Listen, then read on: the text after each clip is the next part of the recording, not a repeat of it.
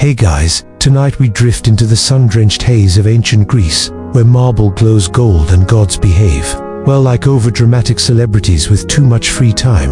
You're standing in the middle of a white stone courtyard, warm, wind brushing past columns, olive branches rustling softly, and somewhere, a lyre plays a slow, haunting tune.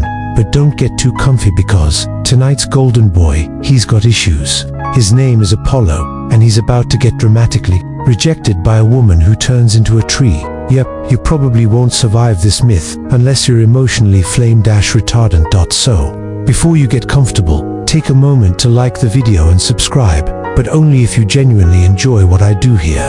Also, I'd love to know where you're watching from and what time it is. Drop your city and your sleepy hour in the comments. Now, dim the lights, maybe turn on a fan for that soft background hum, and let's ease into tonight's journey together. You stroll across the courtyard, past stone sculptures and peacocks that clearly think they own the place. A few lazy cats nap in the sun, and there, just beyond the archway, stands Apollo, the sun god himself. Tall, beautiful, possibly glowing. It's hard to tell if that shimmer is divine aura or just olive oil. He's got the whole golden boy look down to an art. Golden hair, golden bow, golden sandals. It's honestly a bit much. You'd think being the god of music, medicine, poetry, the sun, prophecy, and maybe Instagram filters would be enough for him. But no, he also has to be dazzling. Apollo is the kind of guy who plays his own songs at parties and insists you listen to every single lyric. And yes, he's technically talented, but still, in Greek mythology, Apollo is one of the Olympians who actually has some consistent achievements. He slayed the Python, no, not the coding language, set up the famous oracle at Delphi, and is credited with keeping humanity warm via sunlight. Historians still argue whether he was truly revered more than his twin sister Artemis, or just had better PR. But even with all that grandeur, Apollo had a bit of a flaw. He did not take rejection well. Now picture him lounging on a hillside, bored out of his immortal skull. The sun is shining because he said so, and he's humming one of his own melodies, trying to decide what mortal thing to bother next. Enter Cupid. Or, if you're feeling mythologically formal, Eros, small, winged, armed. And here's where things start to wobble. Apollo, in a moment of Olympic-level hubris, looks at Cupid with that smug older brother energy and says something like, "Hey, maybe leave the real archery to me, Junior." You can almost hear the dramatic zoom in on Cupid's offended face. This kid invented small but furious. He doesn't say much, but he doesn't have to. Instead, he silently loads 2 arrows, one sharp and gold, designed to spark uncontrollable desire, one dull and leaden, to spark revulsion. And no, this is not metaphor. These arrows are dangerously literal, which is exactly what Apollo forgot as Cupid takes aim. You step aside and watch the scene unfold like it's on slow motion replay. One arrow zips into Apollo's heart, and he immediately starts swooning at the first pretty nymph in sight. That would be Daphne. Cue the problematic poetry and harp strumming. The other arrow, that hits Daphne, dead center. She takes one look at Apollo golden, grinning, glowing, and thinks, absolutely not. And honestly, fair, because Daphne is not just some side character in Apollo's coming-of-age romance. She's a river nymph, daughter of a river god, and an independent, forest dweller with strong opinions about clingy men and unnecessary compliments. You lean on a tree and watch as Apollo goes full heart eyes. He's composing poems, strumming his lyre, tossing out pickup lines that sound like they were pulled from a Greco-Roman dating app. Did it hurt when you fell from Mount Olympus? Meanwhile, Daphne is checking the underbrush for a fast escape route. Greek myths often throw mortals and gods together in weird, chaotic romances, but what's often skipped over is how many of these stories start with gods making very questionable moves. Historians still argue whether tales like these were meant to warn, entertain, or just explain awkward ancient gender politics. But in this moment, none of that matters. Apollo's glowing, Cupid's smirking somewhere in the clouds, Daphne's gone full forest sprint, and you're just standing there, holding a fig, wondering how long it'll take for this situation to literally take root. Because spoiler, it does. But that's for later. Right now, you let yourself settle into the rhythm of ancient storytelling, of gods with too much time, of arrows that change fates, of women who outrun divine attention and leave nothing behind but bark and memory. You take one last look at Apollo as he sighs dramatically into the horizon. He has no idea what's coming. Next, Apollo is still standing there, dazed, golden, and hopelessly infatuated. You'd think, being a literal god of prophecy, he might have foreseen that this wasn't going to end well. But love arrows, they tend to scramble even the sharpest senses, and Apollo, for all his sunshine and intellect, is about to get dunked on by reality. You follow him, or rather, drift behind like a sleepy ghost as he starts his pursuit. It's not a sprint, yet just an overly confident stroll through the woods, lyre slung over his shoulder, every step radiating this will be a great love poem someday. But Daphne, she's not interested in poetry. She's interested in getting as far from this golden himbo as possible. You spot her weaving through the trees like she was born in Barkwich. Technically, she sort of was. As a naiad, Daphne's whole existence is tied to nature. She's a water nymph, born of the river god Peneus, and her happy place is literally anywhere Apollo isn't. She darts under low branches, skirts mossy stones, and flits between oaks. The air is cooler here, full of pine and earthy hush. You brush aside a fern and see her glance back, not with fear, but with irritation, like someone who just wanted a peaceful afternoon and instead got caught in someone else's Greek tragedy. Now, Apollo's gaining, not because he's faster, but because he's relentless. He's reciting poetry mid-chase. You catch snippets like "O fairest bark-bound blossom" and "Stay, sweet Daphne," and frankly, you're cringing on her behalf. And here's the thing, despite what many tellings of this myth suggest, Daphne isn't scared of love. She just doesn't want Apollo's version of it. She's asked her father more than once to let her remain unmarried. Her dream isn't a husband. It's freedom, solitude, forest floors, and cool streams. Historians still argue whether Daphne was meant to represent a broader cultural unease about female independence, or if she was simply a narrative device to humble Apollo. Either way, her story has become a symbol for resisting power, even when it comes dressed in golden laurels. Speaking of laurels, you might want to pay attention to that tree over there. It's not just any tree. It's the tree, the one Daphne's story ends in or begins in, depending on how poetic you're feeling. As Apollo calls out to her again, something shifts. Daphne slows, her breath ragged, feet trembling. You see her lips move not toward Apollo, but skyward, whispering a prayer, a plea. She's calling out to her father, the river god. The forest goes still, and then it happens. You might expect transformation to be flashy lightning bolts or magical swirls, but no, it starts quietly. Her feet sink into the earth, toes rooting. Her skin roughens, hardens, darkens. Her arms lift, stretch upward, sprouting. Delicate green leaves shimmer at her fingertips. Her hair becomes vines. Her breath becomes breeze. You blink, and where a woman once stood, there's a tree tall, graceful, still, a laurel. Apollo arrives moments later, panting, bewildered. He reaches out, and the bark is cool beneath his hands. You watch his shoulders slump.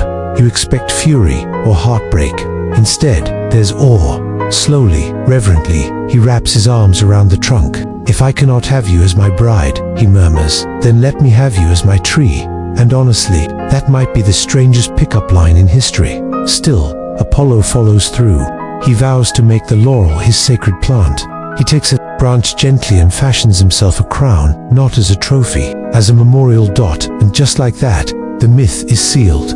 Every future Olympian will wear laurel crowns. Victors, poets, emperors, Dale, all Dan Daphne's leaves, without ever knowing the story beneath them.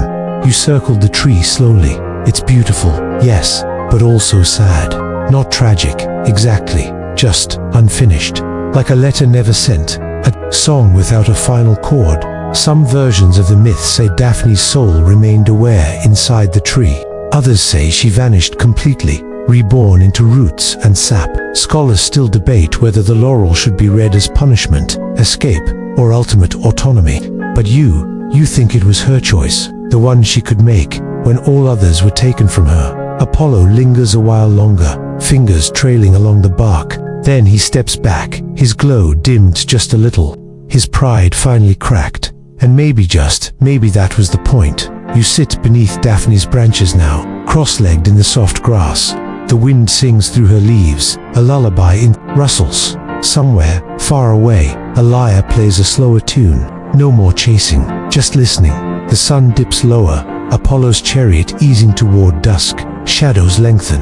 You close your eyes and breathe in the scent of crushed laurel, bittersweet and clean, and there you rest. Not because the story's over, but because, like Daphne, you finally stopped running.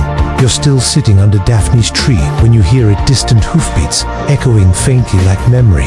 Because while Apollo has been dramatically whispering to bark, life on Olympus never slows down for long. And back in the divine drama department, jealousy brews like oversteeped tea.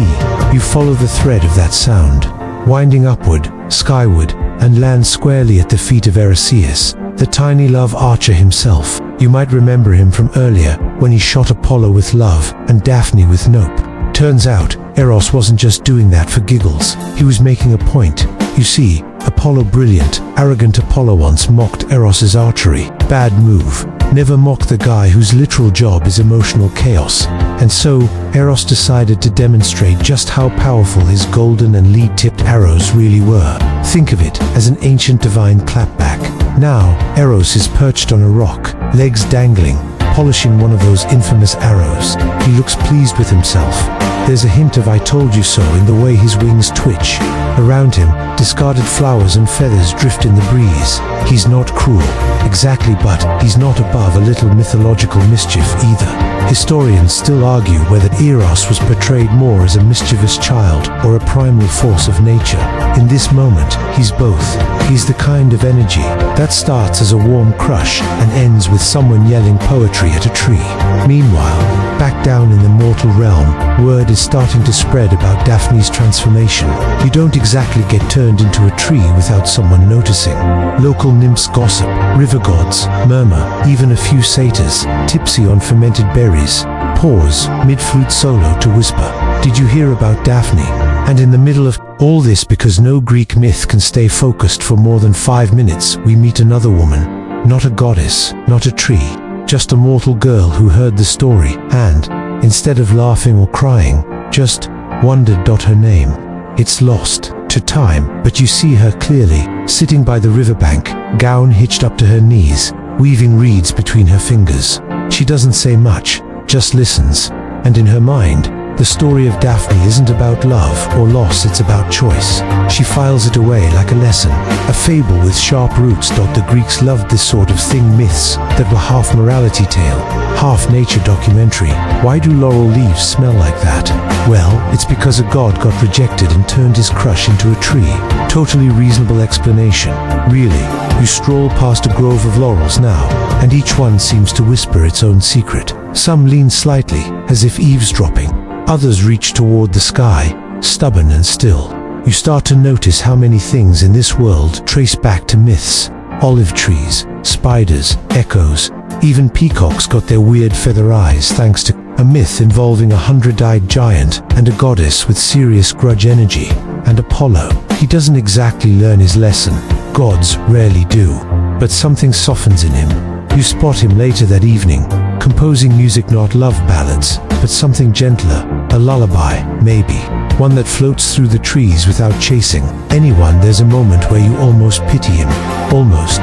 Then he tries to hit a high note and misses entirely, and the feeling passes. As night begins to settle, the stars come out in lazy handfuls. Constellations shimmer above you like spilled salt. You lie on your back in a field and trace patterns. Orion, Andromeda, even poor Cassiopeia stuck in her forever awkward chair posed. Greek myths weren't just stories, they were maps. If you couldn't make sense of the world, you painted it. In gods and monsters, heartbreak, a golden arrow, earthquakes, someone's throwing a tantrum under the sea, random tree growing in the middle of a path, definitely a cursed love affair. You stretch arms behind your head and sigh. It's oddly comforting knowing that even immortals struggled with love and pride and really bad timing. You imagine a world where, instead of texting your crush, you pray to Eros and hope he's not in a trolling mood. And you, dear listener, are starting to drift now. The crickets begin their chorus. The wind nudges the laurel leaves into a gentle shush. Somewhere, far away, Apollo hums a tune too quiet to follow. Eros giggles into his elbow, already planning his next prank. And you curl a little tighter under your imagined blanket eyes. half-closed mind full of trees that used to be girls and gods who really need to calm down. The stars pulse gently above, blinking like they know secrets you'll never quite remember when you wake up. And honestly, that's okay. Not everything needs a perfect ending. Sometimes, a story just needs a quiet pause. You're floating now somewhere between sleep and myth when a soft sound tickles the edge of your awareness. Not music, not wind. It's the rhythmic tapping of a chisel against stone. You blink, slowly, and the scene shifts again, like silk turning under your palm. You're in Delphi. And no, not modern-day selfie stick Delphi. We're talking ancient, incense-thick, prophecy-fueled Delphi, where the air itself smells like mystery and old olive oil. You're here to visit the temple of Apollo, the very same god who, not so long ago, chased a girl into bark. He's not sulking anymore. He's got a full-time job now. God of prophecy, God of healing, and, honestly, God of way too many job titles. Outside the temple, marble columns gleam in the sun, and pilgrims arrive in dusty cloaks, dragging their questions. Behind them, like anxious luggage, they're here for the oracle, the Pythia.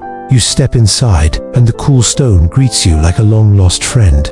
There's a faint hum in the air, like bees trapped in memory. The Pythia Apollo's mouthpiece on earth is already seated, high above the temple floor, her expression unreadable. She's older than you expected, wrapped in layers of linen, eyes half-lidded, fingers stained with laurel oil. She's chewing a few leaves, the sacred kind. No, not recreational.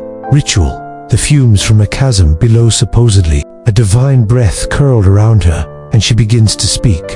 The words don't make sense, not exactly. They roll over your ears like water over stones. Metaphors, riddles, fragments. You catch something about shadows, and ships, and a goat that may or may not start a war. Classic oracle stuff. Historians still argue whether the Pythia was genuinely entranced by divine power or just cleverly cryptic. Some claim she inhaled ethylene gas from fault lines beneath the temple. Others insist it was all performance, supported by political puppeteering. You're just enjoying the weird theater of it all. The thing about Greek myths is that they loved a riddle. Nothing was handed to you straight. Want to know your fate? Good luck interpreting the crown will fall when the olive tree weeps. Cool, thanks. Super helpful. You step back outside into the sunlight, and a sudden breeze tousles your hair. Far in the distance, you spot Apollo himself, at least his idealized statue. He's holding his lyre, gaze stern, feet poised like he's always, ready to launch into a sprint or a sonnet. You chuckle. Apollo has mellowed only slightly since the Laurel incident.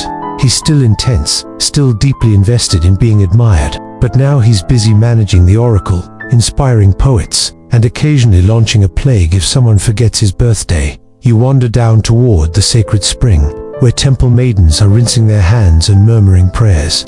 One of them smiles at you, just a flash of teeth and understanding. She's probably 17, maybe 19, and she knows things, not from scrolls or war, but from listening, watching, stitching the world together from whispers and wind. You sit beside her, dangling your feet in the cool water. It's clear enough to see pebbles at the bottom. One stone looks like a turtle, another like a curled fist. You imagine their omens, too. Everything here is the maiden tells you, softly, about a new myth going round. One where a shepherd boy fell in love with the moon, and now howls whenever it's full. He has no name yet, but you get the feeling it might stick. Greek myths had a way of doing that, growing in the telling, picking up layers like onions or drama queens. Speaking of drama, there's still tension on Olympus. Apollo, it seems, has a twin sister, Artemis, and let's just say she wasn't thrilled about the Daphne incident. Artemis, goddess of the hunt and protector of maidens, has a nonsense vibe. Think woodsy librarian with a bow. You've got a feeling she pulled Apollo aside and gave him a divine talking to. You see her in a flash, just a mental image, striding through the forest, cloak whipping behind her, silver arrows at her hip. She doesn't waste time on poetry. She lets her silence speak for her. You kind of wish you could be her when you grow up. Back in Delphi, the day is starting to dim. Pilgrims light tiny lamps along the temple steps. A chorus of frogs begins. Somewhere in the reeds, you recline against a warm rock, limbs heavy, mind softened by prophecy and pollen. It's easy to forget how much mythology is about waiting. Waiting for signs, waiting for love. waiting to be turned into something else entirely. But in that waiting, there's a strange peace, a lull, a quiet before the metaphor. Your eyes flutter shut for a moment, and in the darkness behind them, you see it again, Daphne's tree, bending slightly in a non-existent breeze. Apollo's hands hovering, not touching. Eros's grin, just out of frame. And somewhere behind all that, the sound of the oracle whispering your name. But it's not a warning, it's a lullaby. By the time your thoughts drift back into focus, the temple has faded like a dream, and you're somewhere softer now, still in ancient Greece. But not the Greece of gods and omens. This is the Greece of lullabies and everyday sandals. The Greece of someone's back garden, where fig trees rustle in the evening breeze and dinner smells still linger on the air. You're in a quiet household, modest. Olive-toned walls, low stone steps, the occasional goat making sleepy noises. Out back, a woman hums to herself while folding a simple linen blanket, her hands practiced, her eyes somewhere far away. She's not a myth, this woman. She's not a nymph or a demigoddess, just a mother, maybe a nursemaid, maybe a grandmother, whose knees ache when she stands too fast. But she knows stories. Oh, does she know stories? And you're the sleepy child tonight, curled in a corner cushion with your chin tucked into your robe. You've asked about Apollo again. Why did he chase her? You murmur. Why didn't she want him? The woman tucks the blanket beside you and eases down onto the floor with a long sigh. Because, she says, brushing hair from your forehead, some things don't want to be caught, even by a god. Her voice is low, gravelly, and rich with patience. She smells faintly of thyme and something roasted. You feel safe in her. Story. She goes on, this time about the lyre, about how Apollo used it not only to soothe the animals and make flowers lean in to listen, but to win contests. You blink slowly as she describes one such moment, the musical battle between Apollo and a satyr named Marsyas. Now here's where things get strange. Marsyas had found a flute, left behind by Athena. Bad idea. The goddess had discarded it. After realizing how puffy it made her cheeks look while playing relatable, Marsyas, however, loved it, played it constantly, and one day overconfident, tragically, he challenged Apollo to a musical duel. Historians still argue whether this tale reflects real musical traditions in Phrygia versus Greece, or if it's just a classic "don't anger the main character" moral. Either way, the competition was dramatic, probably full of smug harp glances and melodramatic flute solos. The twist, Apollo agreed, but added a final condition. Both musicians had to play their instruments upside down. Naturally, this was very easy for Apollo, whose fingers danced like liquid sunlight over his lyre. Marsyas, with his poor flute, stood no chance. Now, we won't go into what happened next. Let's just say Apollo doesn't always handle victory with grace. The aftermath is not bedtime material.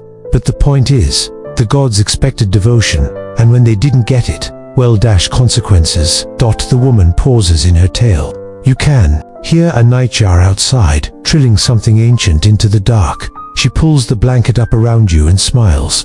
Even gods have egos, she murmurs. Even gods get jealous. That's the quiet truth behind all these tales, isn't it? They weren't just divine soap operas, they were how people made sense of storms, fevers, heartbreak. If the crops failed, maybe Demeter was grieving. If your brother came home wild-eyed and speaking in riddles, maybe Dionysus had touched his shoulder. And if you felt a sudden rush of love, or poetry, or grief, maybe Apollo was somewhere nearby, tuning his lyre for you. You ask about Daphne again, your voice barely a whisper now. Did he ever stop loving her? The woman looks up at the ceiling beams, as if expecting an answer to float down. Maybe, she says, but more likely, he loved her differently. Like how you love something you can never touch again. You nod, drowsy. The flickering lamp beside you casts strange shadows on the wall's curved branches. Swirling laurels, what might be a bowstring drawn tight. The myth is still alive here, breathing softly between clay jars and folded linens. You remember the satyr's flute, the impossible contest, and how quickly beauty turns to danger in these old tales. And yet there's still comfort in them, somehow. Like watching lightning through a safe window, the woman begins to hum against something older, then language, older than the gods themselves. A melody passed down through tired mothers and bored nursemaids, and giggling ants with calloused palms. You close your eyes. You think about how myths change as they're told. How one person's warning becomes another's bedtime story. How Apollo, the brilliant, complicated god of so many things, can be at once terrifying and tender. How even a failed romance can become a tree that lasts forever. You smile. Because sometimes, not being caught is the point. You'd think a god might know better than to meddle in mortal business. But no, this is Olympus we're talking about, where divine wisdom regularly takes a backseat to petty grudges and poetic melodrama. You're sitting now at the edge of the forest, watching Daphne sprint like her sandals are on fire, while Apollo, golden and grinning, charges after her like a gleaming retriever. She's faster than she looks, nimble, lean, trained by the trees themselves. And he, well, he's handsome, yes, but not exactly built for cross-country pursuit. Earlier, when Apollo mocked Eros for his childish bow, the god of love had smiled, the way a cat might just before knocking over your favorite teacup. He didn't reply with words. He replied with arrows, 2 of them. The first, golden-tipped, radiant, and struck Apollo square in the heart. Instant obsession. The second, lead-tipped, dull and heavy, and it pierced Daphne's resolve like a weight. Instant repulsion. Historians still argue whether this tale was meant to warn about unreciprocated desire, or whether it was just the Greeks being poetic about stalking. But what's clear is, consent wasn't a top priority on Olympus. Daphne had already sworn to Artemis that she'd stay unmarried. A life of solitude, freedom, wildness, that was her goal. But Apollo's enchanted longing overrode logic. He chased, called out declarations, begged Daphne, with panic clawing at her chest, ran faster. The forest around you hums with tension. Leaves whisper her name, roots lean toward her like friends offering help. And in a last desperate breath, Daphne cries out to her father Peneus, the river god, to save her. And wow, does he ever. You blink, and her arms stretch into branches. Her legs harden, split, root into the earth. Her hair lifts, then freezes into trembling leaves. The skin of her face fades into bark. She becomes a laurel tree. Apollo skids to a stop. You half expect him to sulk or shout, but he just stands there, chest heaving, staring at the branches where her hands used to be. And then he does something oddly tender. He steps forward and touches her new bark self gently, reverently. Since you cannot be mine, he murmurs, you shall be sacred to me. Bit dramatic, Apollo, but honestly, it works. From that day on, he makes the laurel his holy symbol. He weaves her leaves into his crown, decorates his temples with her branches.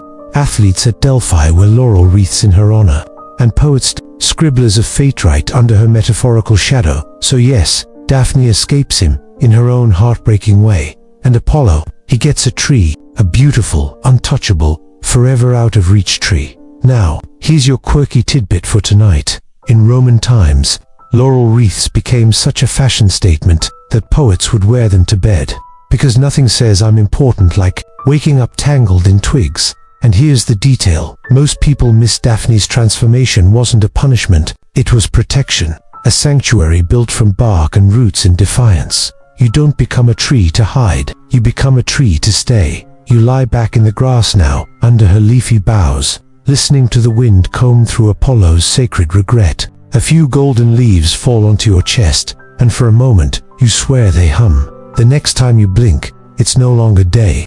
The golden sunlight that once lit Daphne's escape has dimmed into the gentle hush of twilight, and now, you're drifting toward a quieter side of Apollo, the version who sulks, composes poems, and definitely doesn't get what he wants. He's seated beside a fire, lyre in hand, strumming out notes that ache more than they sing. You're tucked just nearby, barely a shadow, listening to him try and fail to write Daphne out of his mind, because this is where Apollo gets complicated. You see, he's the god of music, yes, but also medicine, prophecy, plague, and, hilariously, sudden death. It's like the divine version of a skills section on a very chaotic resume. So when he can't fix his heartbreak with a laurel crown or a mournful tune, he does what any self-respecting ancient deity might do. He starts meddling again. Now, you're watching him attempt to become more helpful, less fiery passion, more soothing light. You picture him walking the halls of temples where doctors trained under his symbol. Apollo the healer has a nice ring to it. Here's a fun historical fact to curl up with. The symbol of medicine we use today, the one with the snake curling up a rod, is linked not to Apollo himself, but to his son Asclepius. That guy, born from Apollo's brief romance with Coronis, a mortal woman. Spoiler alert, that relationship also ends terribly. Apollo doesn't exactly thrive in the respecting boundaries department. Still, Asclepius grows into a legendary healer, taught by Chiron the centaur, because apparently, horsemen give the best medical advice. Temples to Asclepius pop up all over Greece, and patients would sleep inside, waiting for dream visions to diagnose their ailments, like WebMD, but with snakes and incense. And while historians still argue whether those ancient dream cures were placebo or spiritual revelation, one thing is clear: Apollo's lineage knew how to work a patient's imagination. You glance at Apollo again, watching the firelight catch on his cheekbones, handsome even when pouty. He's humming softly now, composing an ode not to Daphne, but to the idea of healing. A soft apology stitched into melody. He plucks one perfect note, and it echoes like a whisper in a cave. You feel it slide under your ribs, warm and bittersweet. Here's your quirky tidbit. Some ancient physicians believed Apollo's lyre could literally realign your organs. Yes, musical organ rearrangement. The world's earliest Spotify therapy session. You lie back, letting the notes drift through you like a lullaby. Maybe it's the laurel-scented breeze. Maybe it's the hum of that divine melancholy. But you feel something loosen in your chest. This isn't just myth. It's comfort. Because beneath all Apollo's posturing and pyrotechnics, there's a very human ache to be seen, to be loved, to undo the damage. He fails, mostly, but he tries, and somehow, even that, just the trying is enough to soothe your heartbeat a little slower. You stir again, gently, as the fire from Apollo's camp fades and the stars blink into existence, scattered, freckles across a darkening sky. It's quiet now, except for the distant rustle of laurels and the soft hum of night insects. You're drifting through time once more, following not Apollo, but his symbols, the echoes he leaves behind, like breadcrumbs of identity. You find yourself in a small grove, somewhere outside a sleepy Greek village, where a simple shrine to Apollo stands. No grand marble columns, no gilded statues, just a rough-hewn altar. A bundle of laurel branches tied with twine, and a bowl of water reflecting the moonlight like polished silver. Someone has left a honey cake, respectfully untouched. This is the Apollo not of epic poems, but of daily life, the one called upon for harvests, for health, for protection against plague. You can almost hear the whispers of villagers' mothers asking for their children to sleep through the night, elders praying for gentle summers, a merchant pleading for fewer rats in the grain bins, because Apollo was terrifying. Yes, but also useful. He had temples all over the ancient world, from Delphi to Delos, where oracles mumbled his prophecies in half-riddles, and audiences strained to understand them. Historians still argue whether those visions came from divine intervention or toxic gases seeping through the temple floor. Either way, Apollo's words were gospel, if a little unhelpful. Beware the man with two faces could mean your enemy, your boss, or just your extremely shady cousin. But tonight, here in this quiet grove, it isn't prophecy that matters, it's presence. You're reminded that even the most blinding gods had soft corners, that beneath Apollo's exterior was the ever-present ache of someone who longed to be worshipped.